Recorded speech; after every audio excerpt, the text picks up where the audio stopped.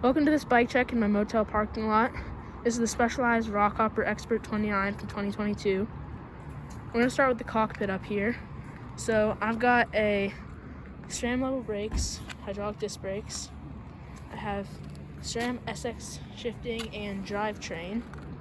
And then I have my X-Fusion manic dropper post back here. It's just like a short travel dropper post. And then I have these grippler grips on here. I'm not exactly sure how wide these handlebars are, but they're a good distance. And then I have this, it's like a pretty short stem. And then moving up front, we have the RockShox Judy fork in 100mm size travel. And then up here, there's the one aluminum water bottle cages from Amazon. Down, we've got just some normal cranks and the stock cranks. Then I got these race face Chester pedals.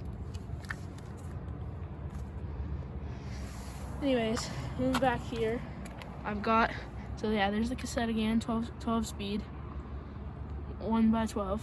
And then Maxxis tires, Ardent Race, set up tubeless. And that's pretty much it for my bike check. I really love this bike. Can't wait to do even more with it. Just got it a couple months ago. Well, thanks for watching. See ya.